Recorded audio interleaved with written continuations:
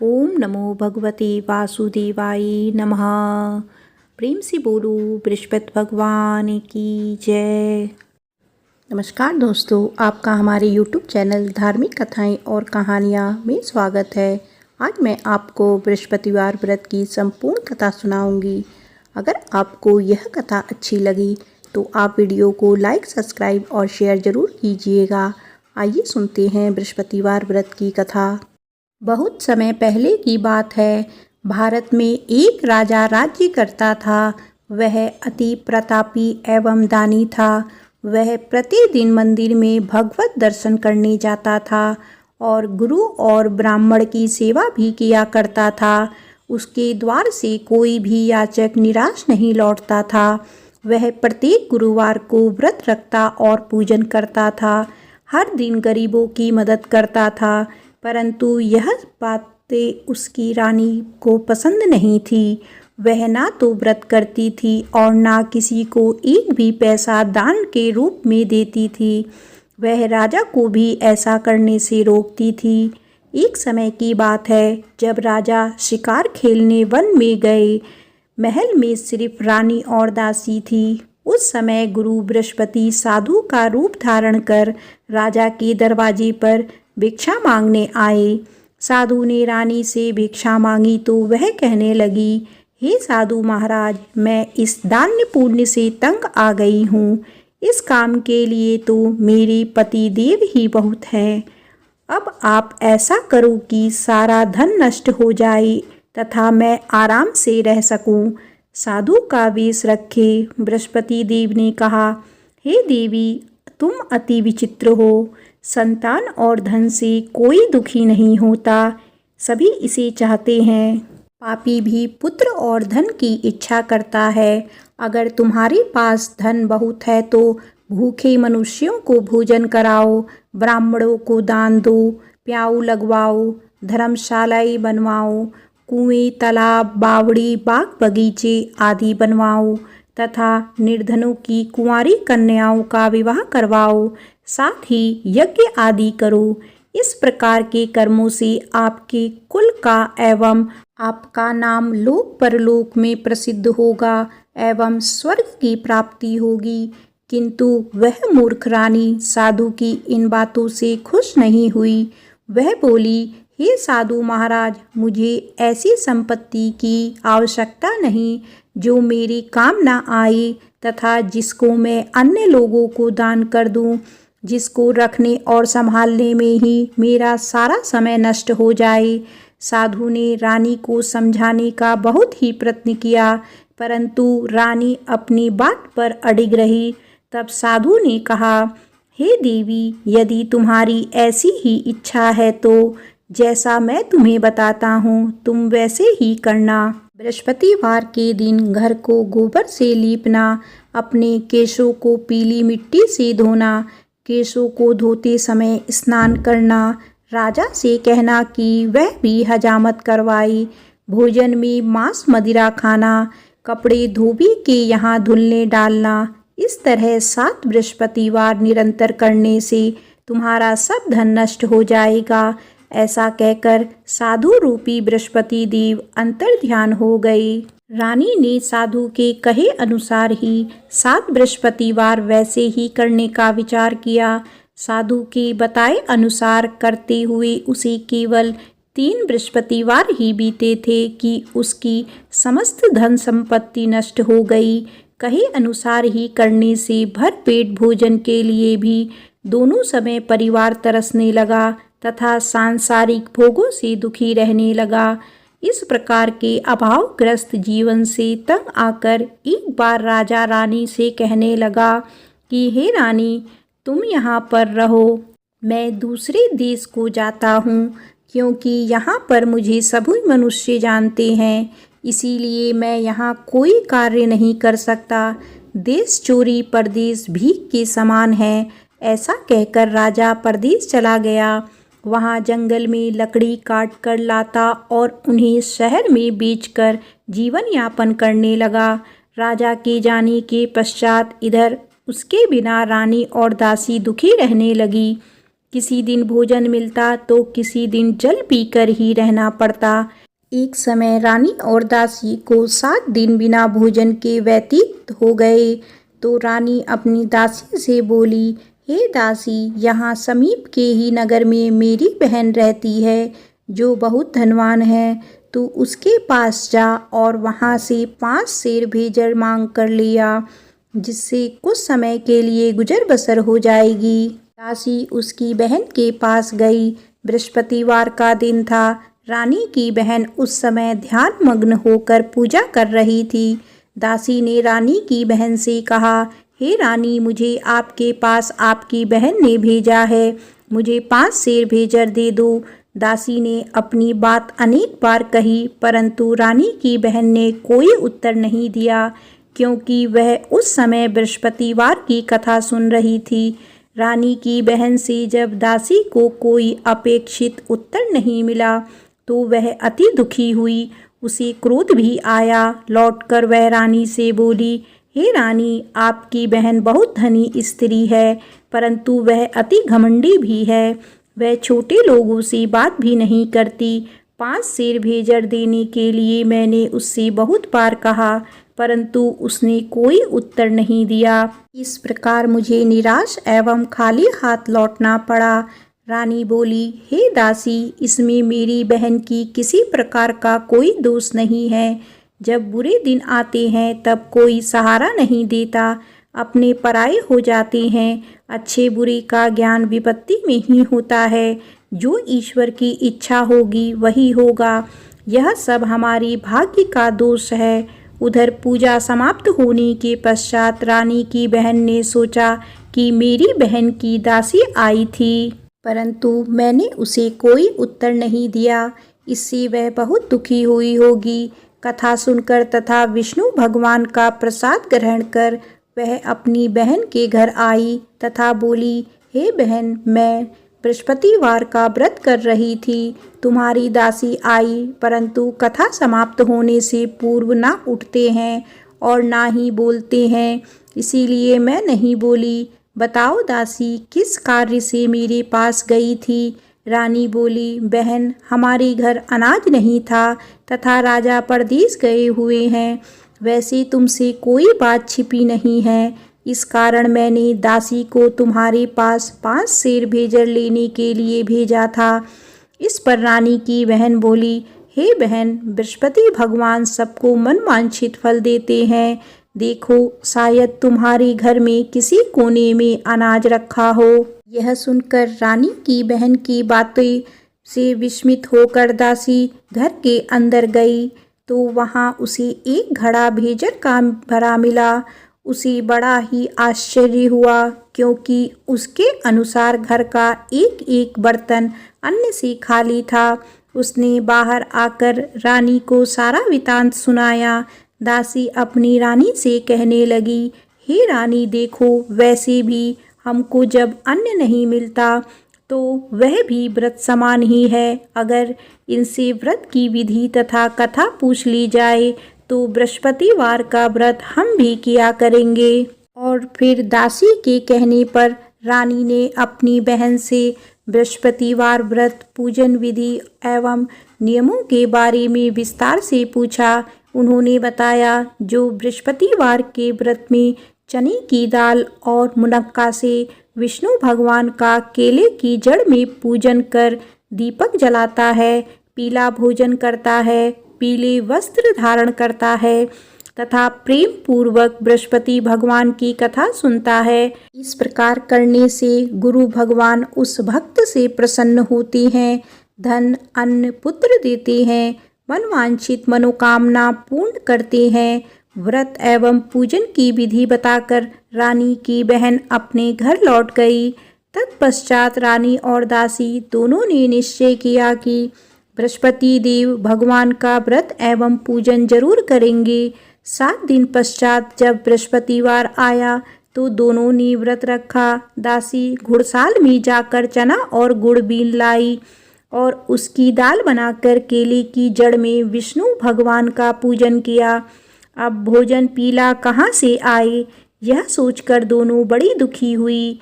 परंतु उन्होंने व्रत किया था, इसीलिए बृहस्पति भगवान उनसे प्रसन्न थे। एक साधारण व्यक्ति के रूप में वे 2 थालों में सुंदर पीला भोजन लेकर आए और दासी को देकर बोले, हे दासी, यह भोजन तुम्हारे और रानी के लिए है, तुम दोनों ही इसे ग्रहण करना। दासी भोजन पाकर अति प्रसन्न हुई और रानी से बोली, हे रानी, भोजन कर लो। रानी को भोजन के विषय में कुछ पता नहीं था, इसीलिए वह दासी से बोली, जा तू ही भोजन कर, क्यों तू व्यर्थ में हमारी हंसी उड़ाती है। दासी बोली, हे रानी, एक व्यक्ति भोजन दे गया है। रानी बोली, वह भोजन तेरे लिए ही दे गया है, इसीलिए तू ही भोजन कर। दासी ने कहा, हे रानी, वह व्यक्ति हम दोनों के लिए ही 2 थालों में भोजन देकर गया है, अतः मैं और आप दोनों ही साथ साथ भोजन करेंगी। दोनों ने गुरु भगवान का धन्यवाद एवं नमस्कार कर भोजन आरंभ किया। इसके बाद से दोनों प्रत्येक बृहस्पतिवार को गुरु भगवान का व्रत और पूजन करने लगी। बृहस्पति भगवान की कृपा से उन दोनों की भोजन एवं धन की कमी दूर हो गई, परंतु रानी फिर पुनः पहली प्रकार से आलस करने लगी। तब दासी ने कहा, हे रानी, आप पहले भी इसी प्रकार आलस्य करती थी, आपको धन संभालने एवं दान देने में कष्ट होता था, इसी कारण सभी धन नष्ट हो गया और हमारी ऐसी दुर्दशा हो गई। अब गुरु भगवान की कृपा से धन मिला है तो आपको फिर आलस हो रहा है। बड़े कष्टों के बाद आपने यह धन पाया है, इसीलिए आपको दान पुण्य करना चाहिए। भूखे मनुष्यों को भोजन कराओ, ब्राह्मणों को दान दो, प्याऊ लगवाओ, कुआं, तालाब, बावड़ी आदि का निर्माण कराओ, कुंवारी कन्याओं का विवाह करवाओ, मंदिर पाठशाला बनाकर दान दो, धन को शुभ कार्यों में खर्च करो, जिससे आपके कुल का सम्मान बढ़े तथा आपको स्वर्ग प्राप्त हो एवं आपके पितृ प्रसन्न हो। दासी की बात मानकर रानी ने इसी प्रकार के सत्कर्म करने प्रारंभ कर दिए। इस प्रकार करने से उसका काफी यश फैलने लगा। कुछ दिनों के बाद एक दिन रानी और दासी आपस में विचार करने लगी कि ना जाने राजा किस दशा में होंगे, उनकी कोई खबर नहीं है। रानी राजा की कोई खबर ना पाकर उदास रहने लगी। गुरु भगवान से उन्होंने प्रार्थना की और भगवान ने रात्रि में राजा को स्वप्न में दर्शन देकर कहा, हे राजा, उठ, तेरी रानी तुझको याद करती है, अब अपने देश लौट जा। राजा प्रातःकाल उठा। वह सोचने लगा कि मैं किस प्रकार रानी के पास खाली हाथ जाऊं, मेरे पास तो कुछ भी नहीं है। स्त्री जाति खाने और पहनने की ही साथी होती है, पर प्रभु की आज्ञा मानकर वह अपने नगर चलने को तैयार हुआ। परदेश में राजा बहुत दुखी रहने लगा। प्रतिदिन जंगल से लकड़ी बीन कर लाता और उसे शहर में बेचकर अपने दुखी जीवन को बड़ी कठिनाई से व्यतीत करता था। एक दिन राजा दुखी कर अपने पुराने दिन की याद करके रोने लगा। उस जंगल में बृहस्पति देव एक साधु का रूप धारण करके आए और राजा से बोले, हे लकड़हारे, तुम इस वियायान जंगल में किस चिंता में बैठे हो, मुझे बताओ। यह सुनकर राजा की आंखों में आंसू भर आए और वह साधु को प्रणाम करके बोला, हे प्रभु, आप सब कुछ जानने वाले हैं।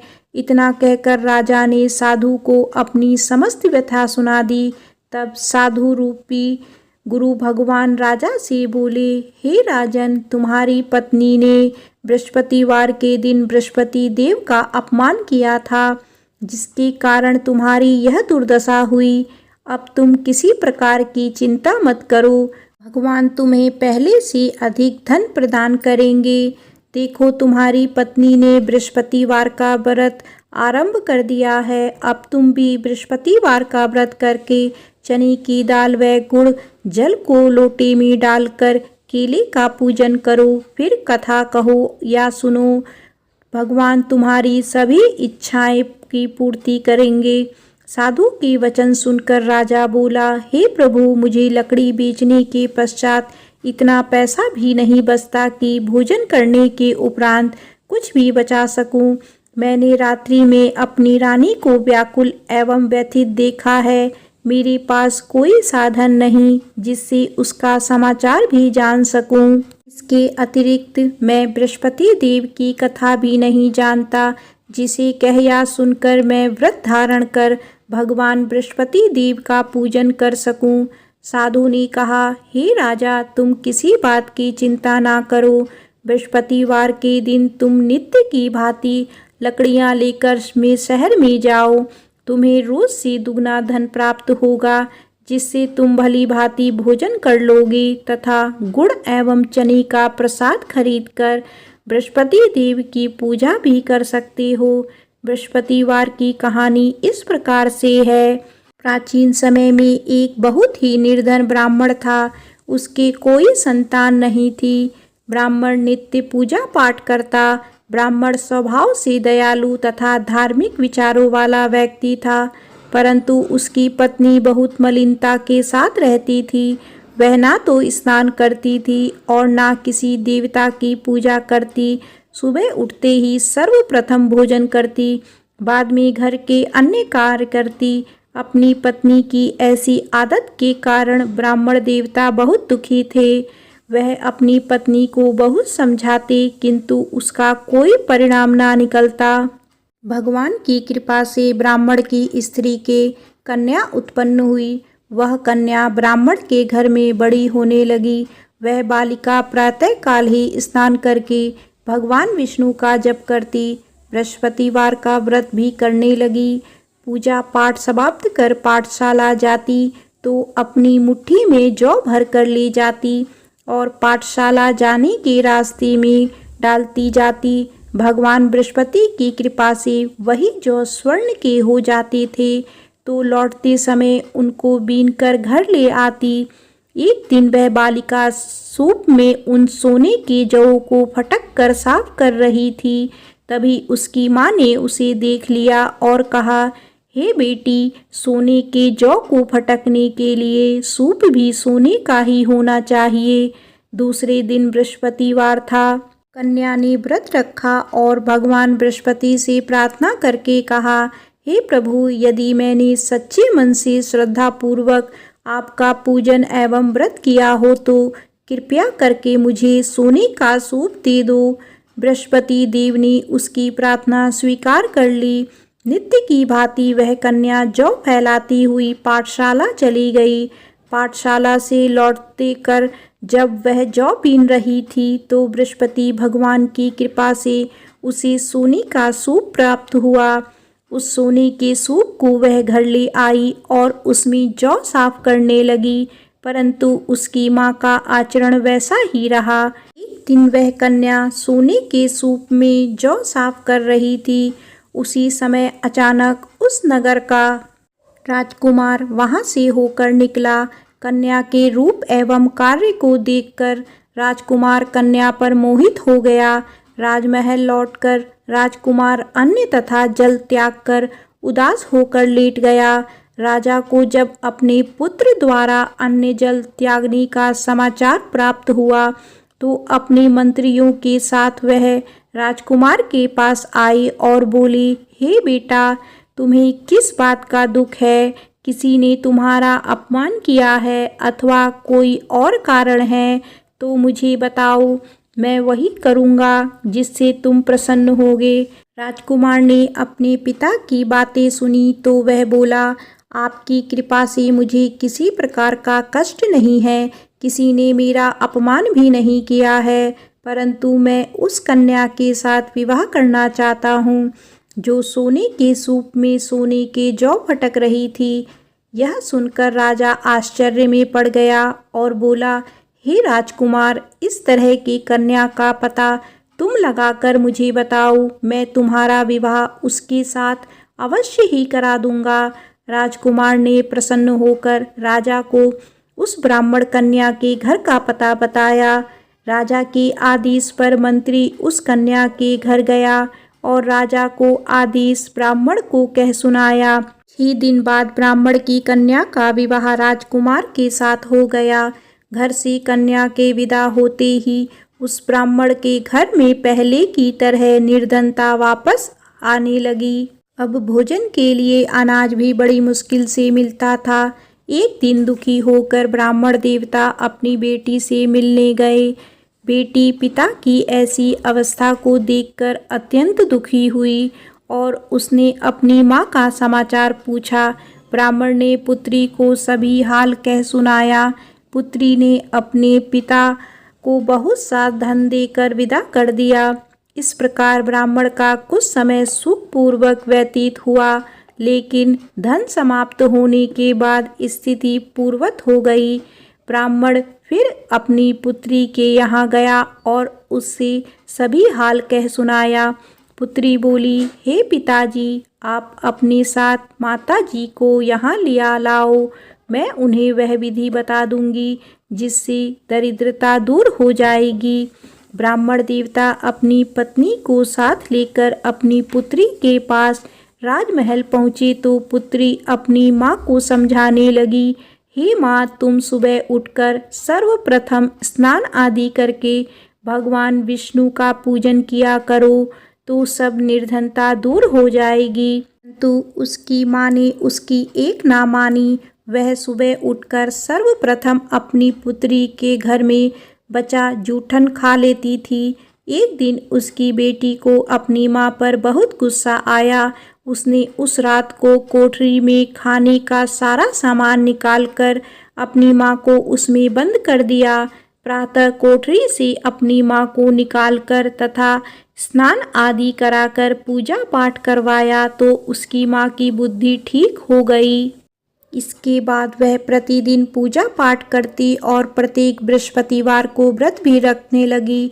इस व्रत के प्रभाव से उसकी माँ भी अत्यंत धनवान तथा पुत्रीवती हो गई और बृहस्पति देवता की कृपा से वृद्धावस्था में मृत्यु को प्राप्त कर स्वर्ग को गई। वह ब्राह्मण भी सुखपूर्वक इस लोक का सुख भोग कर स्वर्ग को प्राप्त हुआ। इस प्रकार कहानी कहकर साधु देवता वहाँ से अंतर्ध्यान हो गए। धीरे धीरे 6 दिन का समय बीत गया तथा बृहस्पतिवार का दिन आ गया। लकड़हारा रूपी राजा जंगल से लकड़ी काटकर किसी शहर में बेचने गया। आज उसे और उस दिनों से अधिक धन मिला। राजा ने चना, गुड़ आदि लाकर भगवान विष्णु का पूजन किया तथा बृहस्पतिवार का व्रत किया। उस दिन से उसके सभी कष्ट दूर हो गए, परंतु अगले बृहस्पतिवार को वह व्रत करना भूल गया। इसी कारण बृहस्पति भगवान उससे रुष्ट हो गए। उस दिन उस नगर के राजा ने विशाल यज्ञ का आयोजन किया तथा अपने समस्त राज्य में घोषणा करवा दी कि कोई भी मनुष्य अपने घर में भोजन ना बनाए और आग भी ना जलाए। सब लोग मेरे यहाँ भोजन करने आए। इस आज्ञा को जो नहीं मानेगा उसको सूली पर लटका दिया जाएगा।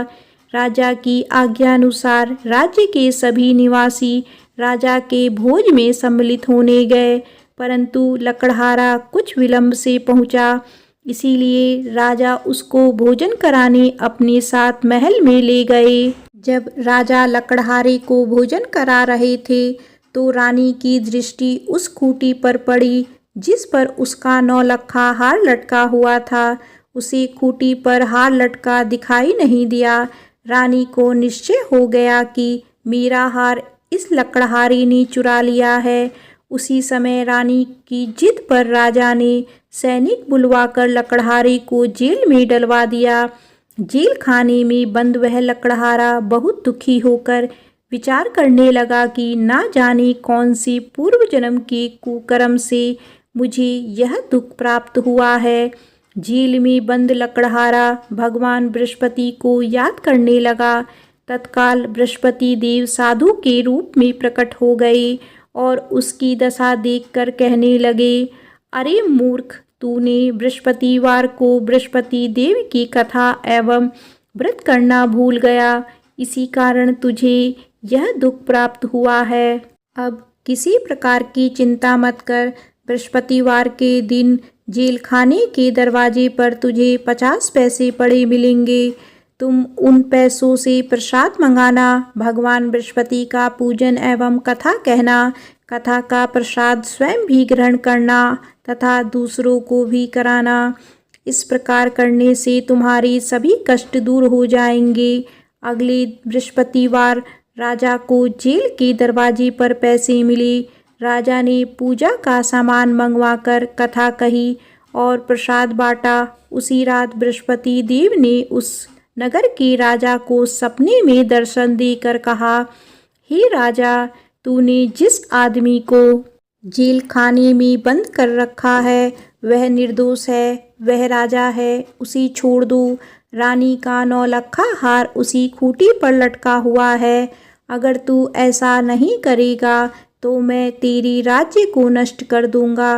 राजा सुबह उठा और खूंटी पर हार लटका देखकर लकड़हारे को बुलाकर उससे क्षमा याचना की तथा राजा के योग्य सुंदर वस्त्र आभूषण भेंट करके उसे विदा किया। बृहस्पति देव की आज्ञा अनुसार राजा अपने नगर को चल दिया। जब वह नगर के निकट पहुंचा तो उसे बहुत आश्चर्य हुआ। वहां पहले से अधिक तालाब, बाग और कुएं तथा बहुत सी धर्मशालाएं, मंदिर आदि बने हुए थे। राजा ने जब नगरवासियों से पूछा कि यह बाग, तालाब, धर्मशालाएं एवं कुएं किसके द्वारा बनाए गए हैं, तब नगर के सब लोग कहने लगे कि यह सब रानी और दासी द्वारा बनाए गए हैं। राजा को बहुत आश्चर्य हुआ और क्रोध भी आया। जब रानी ने यह खबर सुनी कि राजा आ रहे हैं तो उसने दासी से कहा, हे दासी, देख, राजा हमें अति दीन अवस्था में छोड़ गए थे। वह हमारी ऐसी हालत देखकर कहीं द्वार से ही ना लौट जाएं, इसीलिए तू द्वार पर खड़ी हो जा। रानी की आज्ञा अनुसार दासी दरवाजे पर खड़ी हो गई। जब राजा आई तो उन्हें अपने साथ महल में लिवा लाई। तब राजा ने क्रोध करके अपनी तलवार निकाली तथा रानी से पूछा, बताओ, धन तुम्हें कैसे मिला, किस प्रकार प्राप्त हुआ? तब रानी ने कहा कि हमें यह सब धन बृहस्पति देव के व्रत के प्रभाव से प्राप्त हुआ है। अब राजा ने निश्चय किया कि 7 दिन बाद तो सभी बृहस्पति देव का पूजन करते हैं, परंतु मैं प्रतिदिन में 3 बार कथा कहा करूँगा तथा नित्य व्रत किया करूँगा।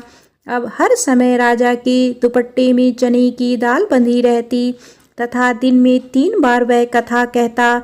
ऐसे ही एक दिन राजा ने विचार किया कि चलो अपनी बहन के यहाँ हो आवे। ऐसा निश्चय कर राजा घोड़े पर सवार होकर अपनी बहन के यहाँ चल दिया। मार्ग में उसने देखा कि कुछ आदमी एक मुर्दे को लिए जा रहे हैं। उन्हें रोककर वह कहने लगा कि अरे भाई, कुछ देर मेरी बृहस्पतिवार की कथा सुन लो। वे बोले, लो, हमारा आदमी मर गया है, इसको अपनी कथा की पड़ी है। परंतु कुछ आदमी बोले, अच्छा कहो, हम तुम्हारी कथा भी सुनेंगे। राजा ने दाल निकाली और कथा कहनी शुरू कर दी। जब कथा आधी हो गई तो मुर्दा हिलने लगा और जब कथा समाप्त हुई तो राम राम करके वह मुर्दा खड़ा हो गया। राजा आगे चला। उसे चलते चलते शाम हो गई। आगे मार्ग में उसे एक किसान खेत में हल चलाता मिला। राजा उससे बोला, अरे भैया, तुम मेरी बृहस्पतिवार की कथा सुन लो। किसान बोला, जब तक मैं तेरी कथा सुनूंगा तब तक 4 हरैया जोत लूँगा। जाओ भैया, तुम अपनी कथा किसी और को सुनाना। राजा आगे चलने लगा। राजा के हटते ही किसान के बैल पछाड़ खाकर गिर गए और किसान के पेट में बहुत तेज दर्द होने लगा। उसी समय किसान की माँ रोटी लेकर आई। उसने जब यह देखा तो अपने पुत्र से सब हाल पूछा। बेटे ने सारा हाल बता दिया। किसान की माँ दौड़ी दौड़ी घोड़े पर सवार राजा के पास गई और उससे बोली, मैं तेरी कथा सुनूंगी, तू अपनी कथा मेरे खेत पर ही चलकर कहना। राजा ने लौटकर किसान के खेत पर जाकर कथा कही। जिसे सुनते ही बैल खड़े हो गए और किसान के पेट का दर्द भी बंद हो गया। आगे चलकर राजा अपनी बहन के घर पहुंच गया। बहन ने भाई की खूब आवभगत की। दूसरे दिन सुबह राजा जागा तो उसने देखा कि सब लोग भोजन कर रहे हैं। राजा ने अपनी बहन से पूछा कि यहाँ कोई ऐसा मनुष्य है जिसने भोजन नहीं किया हो और जो मेरी बृहस्पतिवार की कथा का श्रवण कर ले। तो बहन बोली, हे भैया, यह देश ऐसा ही है। यहाँ के लोग पहले भोजन करते हैं, बाद में कोई अन्य काम करते हैं। अगर पड़ोस में हो कोई तो देख आती हूँ। ऐसा कहकर बहन चली गई, परंतु उसे कोई भी ऐसा व्यक्ति नहीं मिला जिसने भोजन ना किया हो। वह एक कुम्हार के घर गई जिसका लड़का बीमार था। उसे यह भी पता चला कि उसके यहाँ 3 दिन से किसी ने भोजन नहीं किया है। राजा की बहन ने अपने भाई की कथा सुनने के लिए कुम्हार से आग्रह किया तो वह तैयार हो गया। राजा ने जाकर बृहस्पतिवार की कथा कही, जिसको सुनकर कुम्हार का लड़का ठीक हो गया। अब तो राजा की हर जगह प्रशंसा होने लगी। कुछ दिन बाद एक दिन राजा ने अपनी बहन से कहा, हे बहन, मैं अपने घर जाऊंगा, तुम भी तैयार हो जाओ। राजा की बहन ने अपनी सास से अपने भाई के साथ जाने की आज्ञा मांगी। सास बोली, चली जा, परंतु अपने लड़कों को यहीं छोड़ जाना, क्योंकि तेरे भाई के कोई संतान नहीं होती है। बहन ने भाई से कहा, हे भैया, मैं तो चलूँगी, परंतु कोई बालक नहीं जाएगा। राजा ने कहा, जब कोई बालक साथ नहीं चलेगा तब तुम ही क्या करोगी। दुखी मन से राजा अपने नगर को लौट आया। राजा अपनी रानी से बोला, हम निर्वंशी राजा हैं, हमारा मुँह देखने का भी धर्म नहीं है। वह उदास होकर बिना भोजन किए शैया पर लेट गया। रानी बोली, हे प्रभु, भगवान बृहस्पति ने हमें सब कुछ दिया है, वे हमें संतान भी अवश्य देंगे। उसी रात बृहस्पति देव ने राजा को स्वप्न में दर्शन देकर कहा, हे राजा, उठ, सभी सोच को त्याग दे, तेरी रानी गर्भवती है। राजा को यह जानकर अति प्रसन्नता हुई। 9वें महीने में रानी के गर्भ से एक सुंदर पुत्र रूपी रत्न पैदा हुआ। तब राजा बोला, हे रानी, स्त्री बिना भोजन के रह सकती है, परंतु बिना कहे नहीं रह सकती। जब मेरी बहन आए तो तुम उससे कुछ मत कहना। रानी ने हाँ कर दी। जब राजा की बहन ने यह शुभ समाचार सुना तो वह अति प्रसन्न हुई तथा बधाई लेकर अपने भाई के यहाँ आई। तभी रानी ने कहा, घोड़ा चढ़कर नहीं आई, गधा चढ़ी आई। राजा की बहन बोली, भाभी, मैं इस प्रकार ना कहती तो तुम्हें औलाद कैसे मिलती। भगवान बृहस्पति ऐसे ही हैं, जैसे जिसके मन में कामनाएं हैं सभी को पूर्ण कर मनवांछित फल देते हैं। जो श्रद्धा पूर्वक बृहस्पतिवार का व्रत करता है एवं कथा पढ़ता है अथवा सुनता है और दूसरों को सुनाता है, बृहस्पति देव उसकी सभी मनोकामनाएं पूर्ण करते हैं। बृहस्पति देव उनकी सदैव रक्षा करते हैं। जो श्रद्धा एवं संपूर्ण आदर भाव से बृहस्पति देव का पूजन एवं सच्चे दिल से व्रत करते हैं, उनकी सभी मनोकामनाएं पूर्ण होती हैं। सच्चे मन एवं हृदय से रानी और राजा ने बृहस्पति देव की कथा का गुणगान किया। उनकी सभी इच्छाएं बृहस्पति देव ने पूरी की। इसीलिए सबको कथा कहने अथवा सुनने के बाद बृहस्पति भगवान का प्रसाद ग्रहण करना चाहिए तथा सच्चे मन एवं भावना से भगवान बृहस्पति का ध्यान करते हुए सदा उनकी जय जयकार करनी चाहिए। बोलिए बृहस्पति भगवान की जय।